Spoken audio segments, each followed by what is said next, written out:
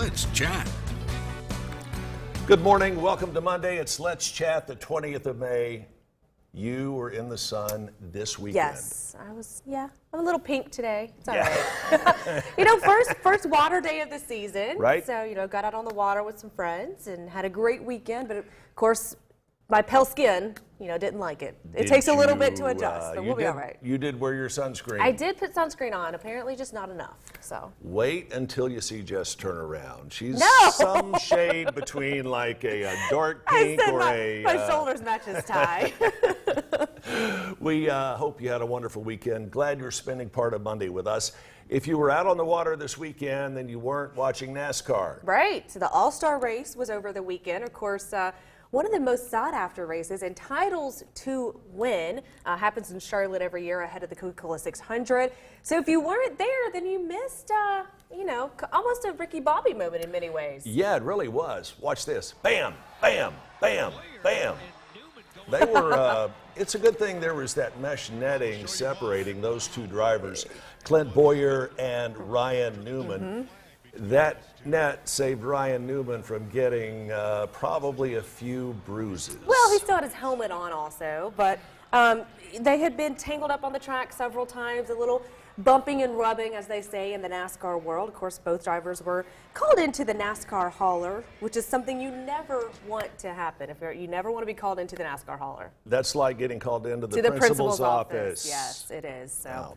Were they fined, or do you know, or has that actually been determined yet? Or? I don't know if it's been released yet. Typically, they'll do some type of fine, just monetary, and it will not affect the next race. So I'm not sure if it's been announced yet, but Coca-Cola 600 is next weekend, so. They didn't have an audio source there. If they'd had a microphone, it would have been bleep, bleep, bleep, bleep, bleep, bleep. There might be some radio communication that can be picked up from Ryan Newman's vehicle, but again, not sure we could play that on air. Well, yeah, you're right. Well, we could once, but then the FCC license would be gone. Then we would get called into the principal's office. Called into the principal's office. So let's not do that. But, Jess and I have both been called into the principal's office.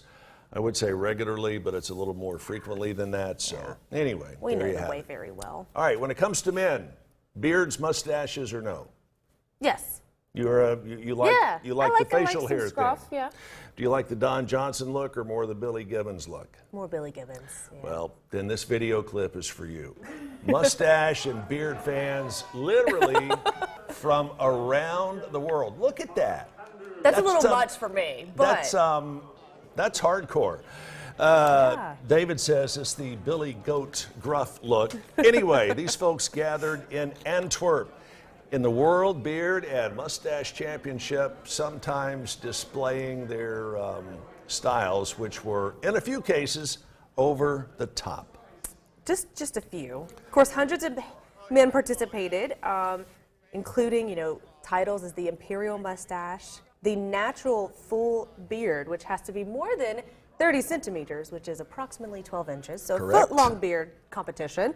The championship has been held every 2 years in a different country since 1995. Look at that.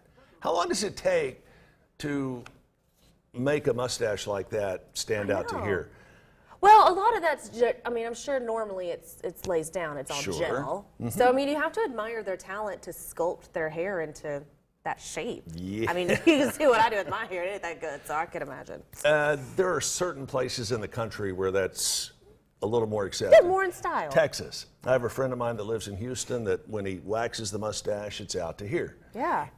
And when it's not, it's just kind of drooping. But, you see that look around here, and you get a triple take, a quadruple take, and whatever the next one after that is. It's not quite as often here. Not The as Chattanooga common. Beard Company is starting to help men Those get a little shapelier. are some neat guys. Yeah.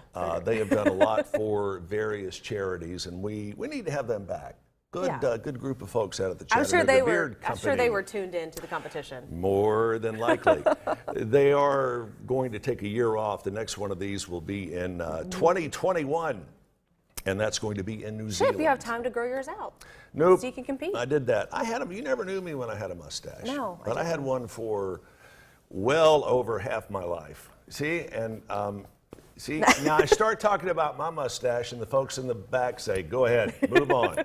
So we will. I had one more than half my life when I shaved it. And when I've seen pictures. When I was off for the hip thing, you know, several months ago, I let it grow out.